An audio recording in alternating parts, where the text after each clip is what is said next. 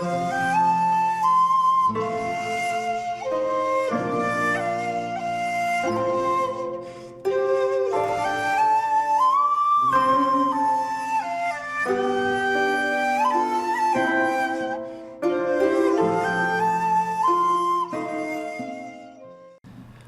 there, this is Solitarian from Solitarian Films, and welcome to part 3 of the Director series. And today's episode is One Hit Wonders. Now again, this is just my opinion of One Hit Wonders. So these are filmmakers that for one reason or another made a great film and never made another one. So there's directors in here that didn't actually make that many films. There's directors that made a film that was such a box office disaster that they never directed again. There's filmmakers that have made a few films but for some reason never really matched the heights of one of their works. So I'll just go through them. As always, please let me know in the comments below. This is a huge subject. I've kind of limited myself to however many I've got here, but 15 or so. But again, no doubt there'll be ones that I've completely forgotten.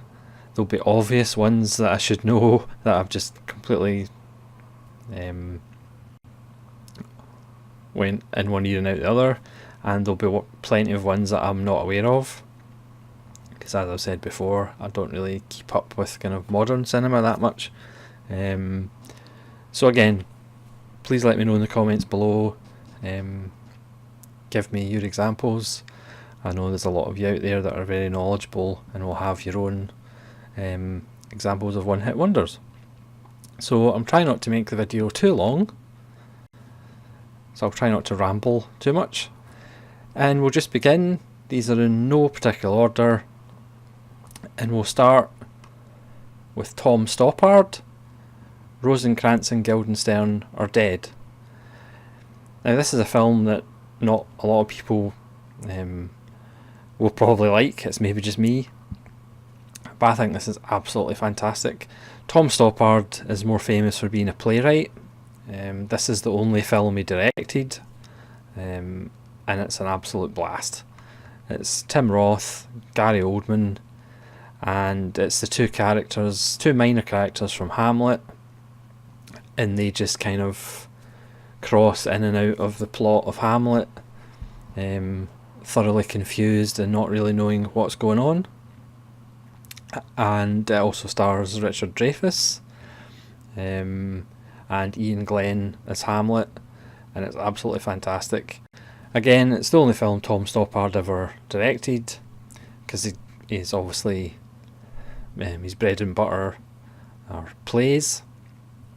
So that's the first one in the list. If you haven't seen it, check it out. It's fantastic. Yes, of course it's wordy, but it's just such great words and such great language. It's just fantastic. The next one is Matthew Kassovitz and Lahane, which was his debut in 1995. This is a nice steelbook of Lahane. And this, I mean, 24 years later, this still stands up. It's just a searing kind of study of inner cities and disaffected youth. And the relationship with police, and it's just absolutely fantastic.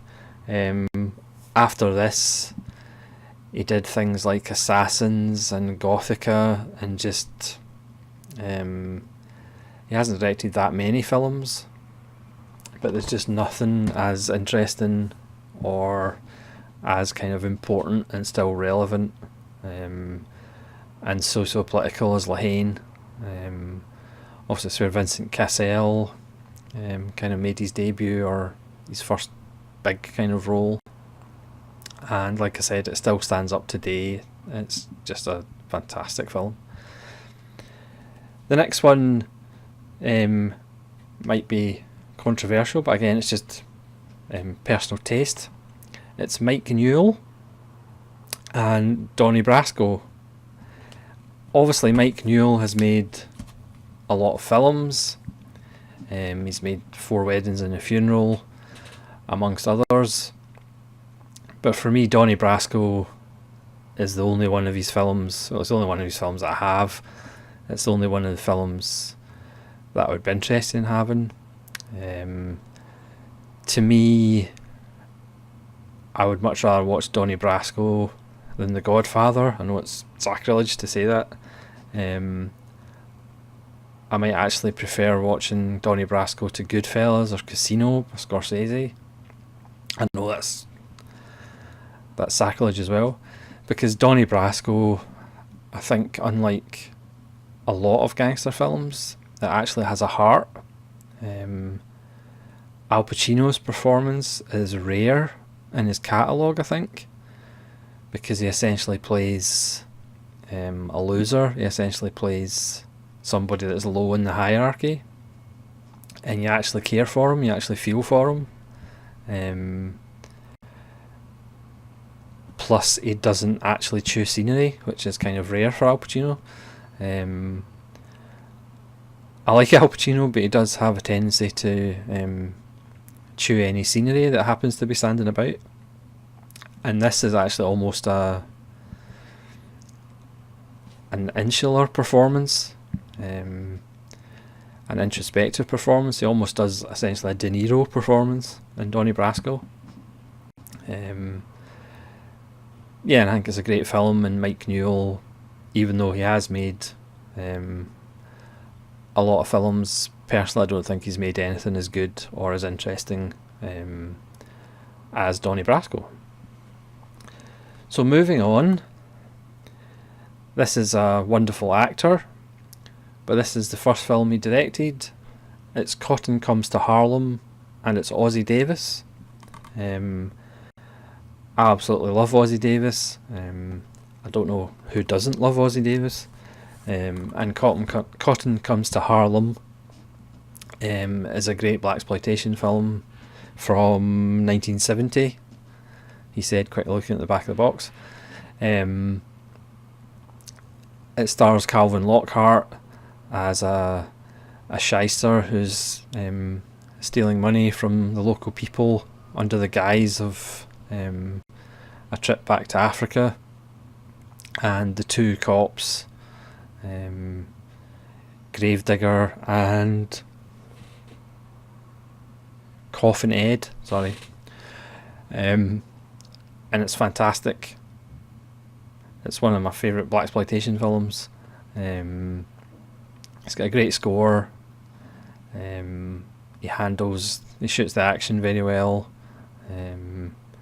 And Ossie Davis is just fantastic. But again, he didn't make too many films.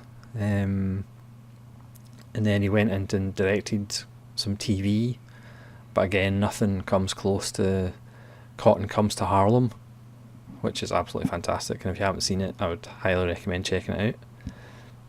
The next one is another blaxploitation, and this is Gilbert Mosey's Willie Dynamite. I hadn't actually seen this. I do like my blaxploitation, but I hadn't actually seen this before, and it's absolutely fantastic.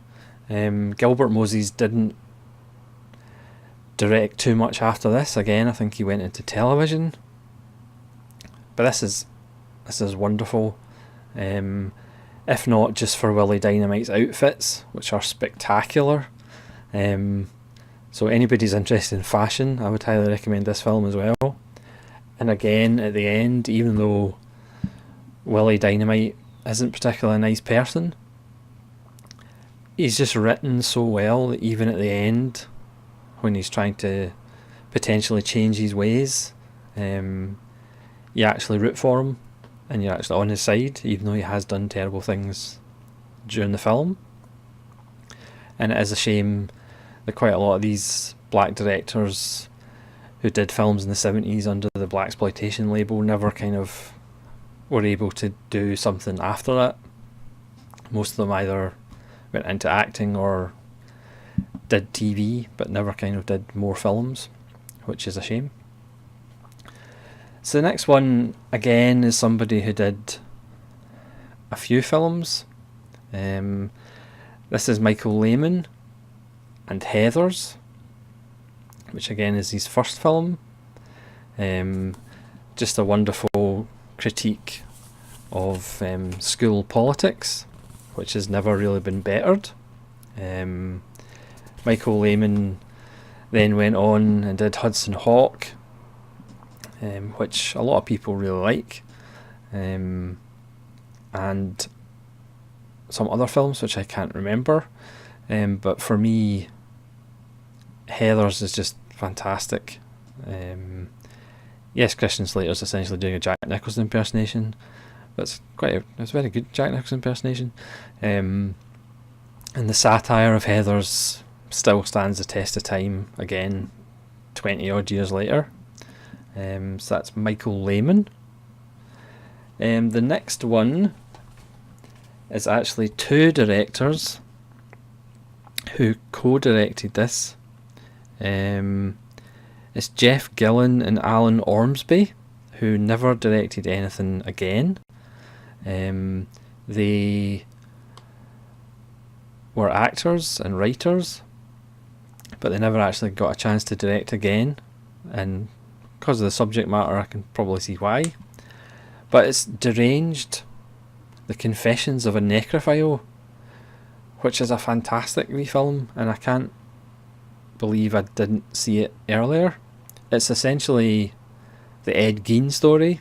I did a random review of this because I was just so impressed with it.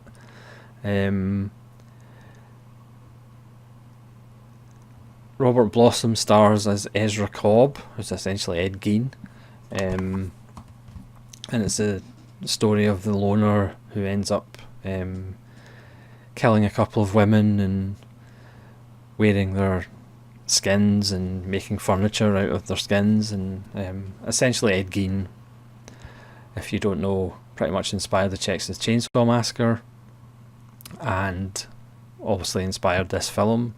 It's kind of framed as a kind of documentary, but the thing is, Robert Blossom's performance as the deranged fellow is really good, and it's not done in a sensationalist way. You don't maybe empathise with him, but you kind of understand, his isolation from society and his after the death of his domineering mother. It's a really mature look at it, even though these guys were like in their 20s when they did it, and it is a little gem. But again, they were actors and they just continued acting in bit parts and stuff, so they never directed again, which is a bit of a shame. So the next one is Abraham Polonsky, Force of Evil, which is a fantastic little film noir with John Garfield. Polonsky, was mainly a writer, and he continued to write in Hollywood films. I think he was blacklisted, but this was the only film that he directed, and it's a great little film. He wrote the script as well. It's such a kind of odd, kind of poetic script. The language is really interesting. It almost kind of predates Mamet in the sense that characters repeat themselves. Sometimes the sentences don't make sense. It's really a kind of a modern script at times, and it's a really good film noir about the numbers racket, and it's highly worth checking out. That's an Arrow Academy release, so the next Arrow sale I would recommend picking that up because it's a great wee film. The next director, who I probably won't be able to pronounce, is James William Guercio, and it's Electra Gliding Blue. This is a seminal 70s film. If I ever do my top 10 70s film, this would probably be in it. It's obviously famous for its last shot, which I won't spoil if nobody's seen it, but it's one of the greatest last shots in cinema history. It stars Robert Blake as a very short police officer, a motorcycle cop who's desperate to be a detective, and he gets his shot, and it's just about the investigation of a death of an old man in an abandoned cabin. But it's really about the counterculture. There's an early appearance by Nick Nolte, but it just has this 70s feel, the drug culture, the hippies, the kind of, and like I said, it's just got a fantastic last shot. Guercio was a music producer, so I'm assuming he just went back to the music business, because he never directed again, which is a shame, because Electra Gliding Blue is an odd little gem. I think I first saw it in Moviedrome, again BBC Two. Moviedrome was responsible for a lot of my films that I love. Yeah, so that's Guercio. Again, apologies, I probably butchered his name. So the next one is an Australian, Jim Sharman, and he did the Rocky Horror Picture Show. Now, he obviously did Shock Treatment, which is not the sequel, not quite as successful, but it's not a bad film. It's just if you expect it to be a Rocky Horror Picture Show, it's not.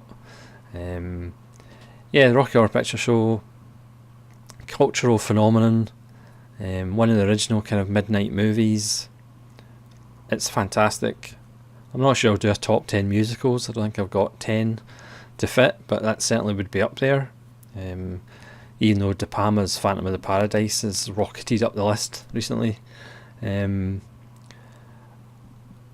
think I need to say any more about the Rocky Horror Picture Show. It's the definition of cult. As the importance of musicals, you've got to have good songs, which some musicals bizarrely don't actually have. Yeah, the Rocky Horror Picture Show, Jim Sharman, he did a couple more films, but never reached the heights of the Rocky Horror Picture Show, which obviously wasn't a success when it initially was released. That took some time, like quite a lot of art does. The next one is a woman who only made 2 or 3 films, but unfortunately had a huge bomb, which essentially ended her directing career. And it's Elaine May with A New Leaf with Walter Matthau. Again, this was a film that I had never seen before until a couple of years ago, and it's absolutely fantastic. This is the Eureka Masters of Cinema. Again, if you've never seen it, please pick it up. If you're a Walter Matthau fan, or if you're just a fan of comedy in general, Elaine May wrote and directed this one. She also did Mikey and Nicky, which has just had a Criterion release, which is a good film. It's maybe not quite, it doesn't kind of fit together, starring John Cassavetes and Peter Falk, but apparently Elaine May kind of rewrote it over a couple of years, so if it kind of feels disjointed, it's maybe because it probably is. So it's kind of an interesting film. But A New Leaf is just absolutely wonderful. Walter Matthau is a shyster trying to get in with the very rich biologist, Elaine May. She gives a fantastic performance, as well as writing and directing it. She does kind of do some acting. She's in Woody Allen's TV show, which I forget the name of.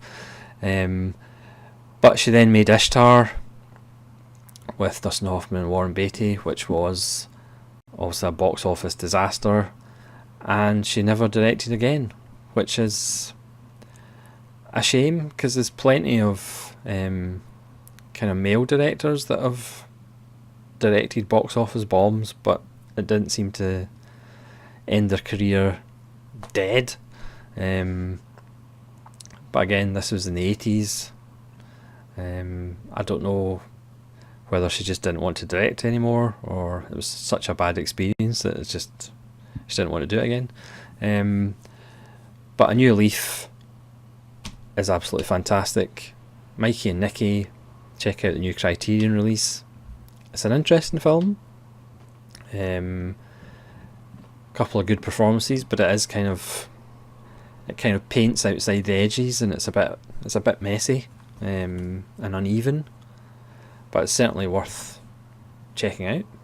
So that's Elaine May.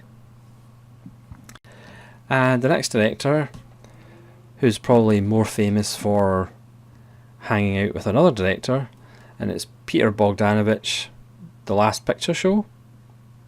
Bogdanovich, of course, is more famous for writing books about Orson Welles, but this is his fantastic film from the 70s. It's about the 50s, in the era in the 70s where everybody was going to colour.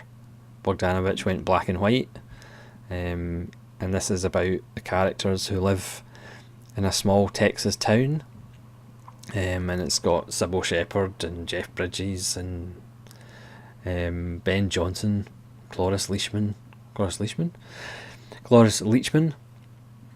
and Ellen Burstyn, and it's just fantastic. It's about desperation, small town life, and again, he just never really did anything as interesting after that. I mean, it's one of those films that is about the 50s, but they could never make it in the 50s, because it's just dark and desolate, about empty people in a small emptying town, and it's quite wonderful. The next one is a personal favourite of mine to talk about. It's George Sluizy, who did The Vanishing, which is just one of the greatest serial killer films of all time, one of the best psychological thrillers of all time, probably would be in my top 50 films of all time, but he never really did much after this. Of course, he did the remake of his own film for Hollywood, in which he changed the ending, and again, The Vanishing has one of the greatest endings of all time, which he changed for Hollywood. So that might have just ended his career. He might have just been so annoyed at himself that he just didn't make any more films. But The Vanishing stands as, it's made in 1988, I believe. So it's just past its 30th birthday. It still stands up today, and it's absolutely fantastic. If you haven't seen it, please check it out immediately. But don't bother with the remake. So that's George Sluizy. The next one, again, is a personal favourite, and people might not agree with how good the film is, but it's Vanishing Point by Richard Sarafian, who did he also did Fragments of Fear, which is an Indicator release, which is a kind of proto-giallo, also with David Hemmings, which is an interesting little film. It doesn't quite work fully. It could have been a little bit tighter, but it's still interesting. It's worth checking out.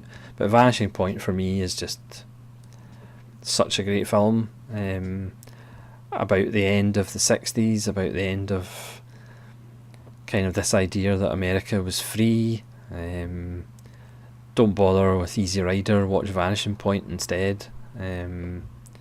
Again, Vanishing Point was remade later, but let's not talk about that. It's just,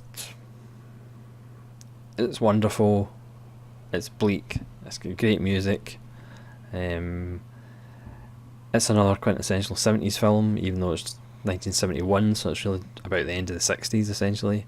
And again, Richard Sarafian, apparently he wasn't the easiest person to get along with. Apparently he had alcohol issues, and he pretty much went back to directing lots of television and never really made a film as good as Vanishing Point is ever again. Again, some people might just review it as a cult film, but I think it's absolutely fantastic. And talking about cult films, the next director created one of the greatest cult films of all time, arguably one of the funniest films of all time, despite the fact there's not one joke in it. And it's Bruce Robinson, Withnail and I, one of the most quotable films of all time. It's a nice steelbook edition. Yeah, Bruce Robinson was an actor who worked with some of the Italian masters, and this is his immortal tale based on his own life about two struggling actors in a flat in London who go to the country to have a holiday. That sounds really interesting, doesn't it? But it's one of the most quotable films of all time. It's absolutely hilarious. Richard E. Grant and Paul McGann are fantastic. Richard Griffiths is just wonderful as the uncle. Bruce Robinson would continue to write scripts. He did, I think he co-wrote the script for The Killing Fields. He also directed How to Get Ahead in Advertising with Richard E. Grant, which has its moments, but again didn't really direct much moving forward. And after doing Withnail and I, I'm not really sure how you could actually top that. Again, that's might be a top 25 film of all time. And it's just about perfect. It's one of those films that's literally perfect. Again, if you haven't seen it, check it out. Please let me know in the comments below what you think of Withnail and I, or what you think of any of these films.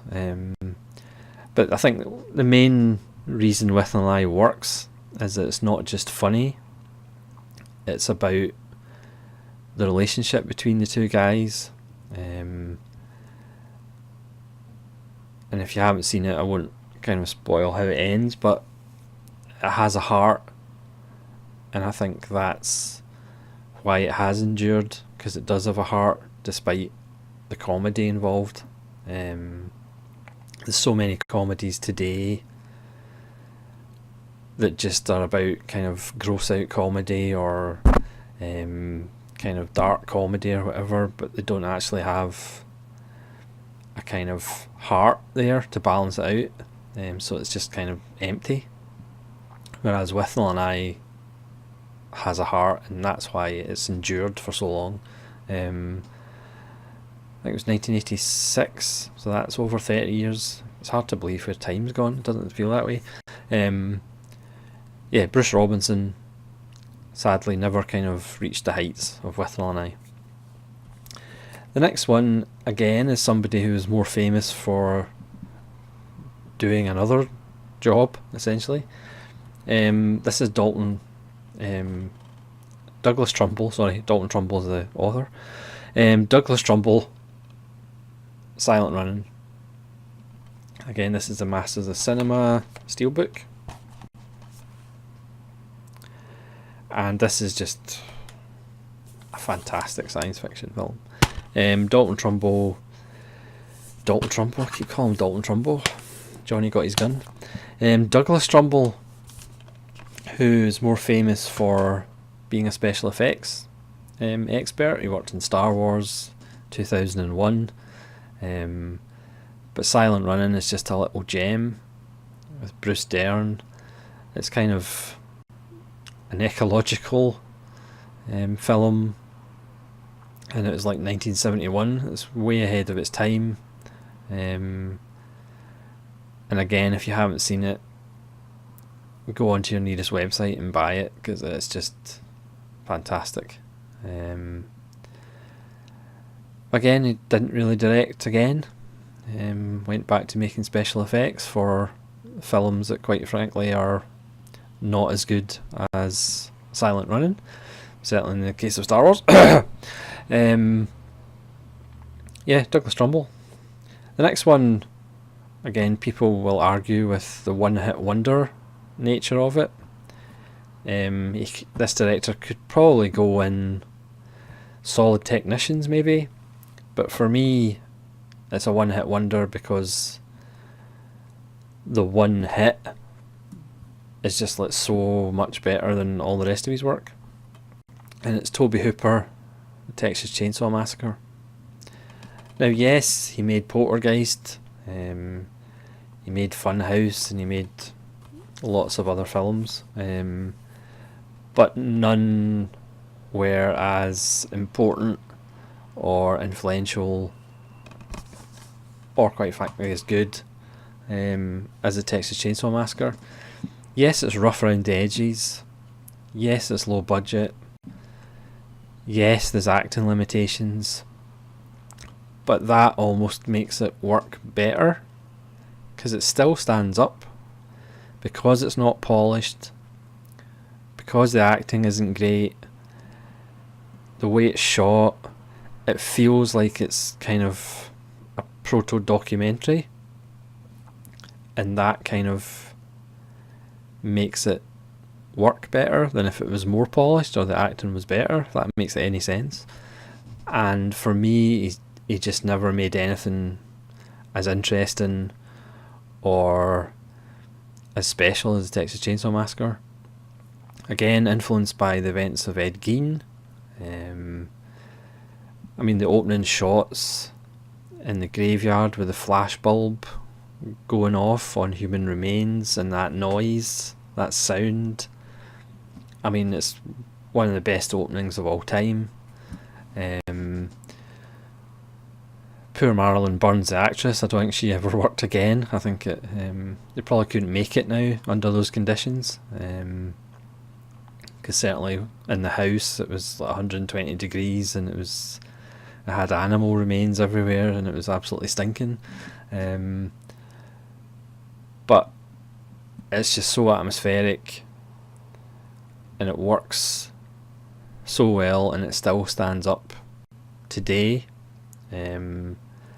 Again, it was obviously one of the video nasties, even though it was a bit earlier, and even though the violence compared to violence today, the violence is really tame.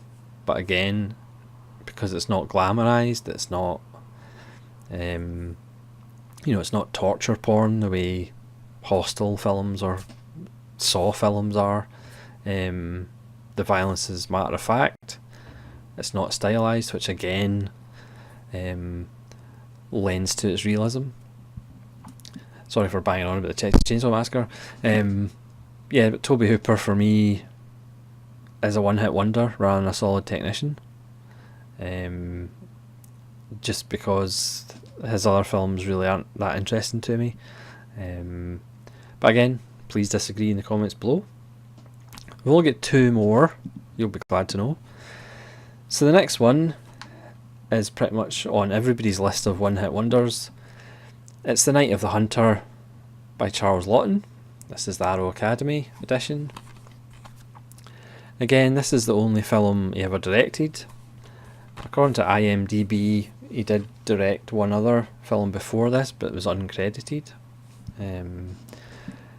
But Night of the Hunter is his beautifully shot, poetic, gothic tale with Shelley Winters and of course Robert Mitchum as the sadistic, psychopathic fake preacher who's trying to get Shelley Winters' husband bank robber's money, played by Peter Graves, which is quite funny because you just remember him from Airplane. Yeah, but again, it's dark, it's lyrical, poetic, and it was a box office disaster. So again, I don't know whether he never got the chance to do it again, or whether he just wasn't really interested in directing again. But it does kind of stand as the one kind of surefire one-hit wonder, because it's such a beautiful film, and it is a shame that he never really did anymore.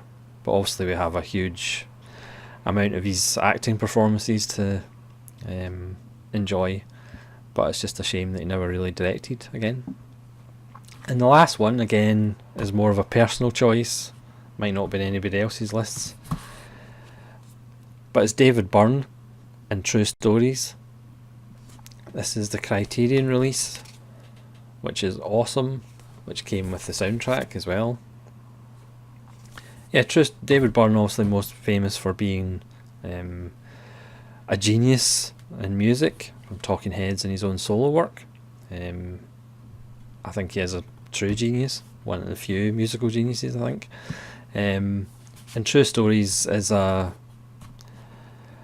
mockumentary, if you like, with David Byrne as this strange tourist narrator in this small Texas town, which is celebrating its 200th year anniversary.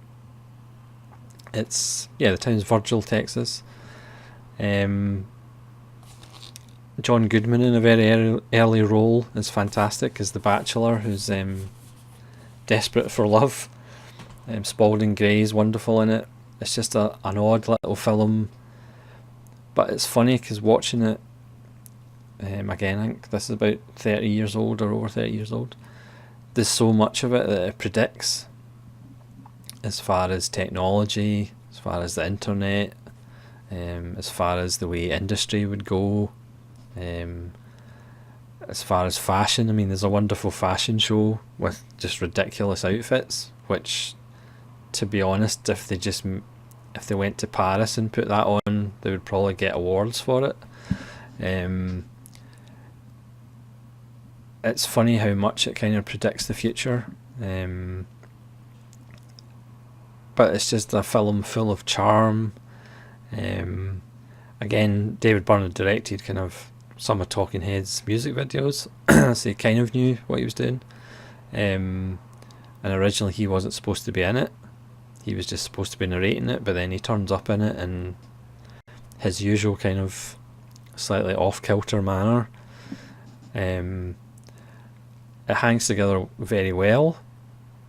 You know, it's not just scenes stuck together. There is a flow to it, and it's just a beautiful little film.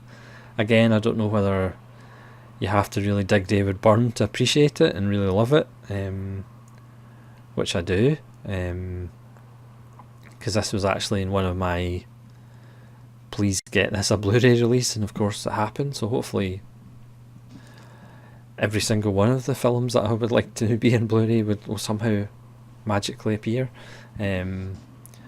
Yes, that's David Byrne. Never directed another film, which is a shame because granted he probably doesn't have time for so many of his music projects. So thanks very much for watching. That's at the end of the list. Again, I could probably go on if I took more time to find more. Please let me know in the comments below your one-hit wonders and why they were one-hit wonders. Again, there'll be ones that I've completely missed out that I'll be slapping my forehead later with. but please let me know. So thanks very much for watching if you stayed to the end. This is Solitary Ronin, Solitary Ronin Films, saying farewell and hope to see you soon.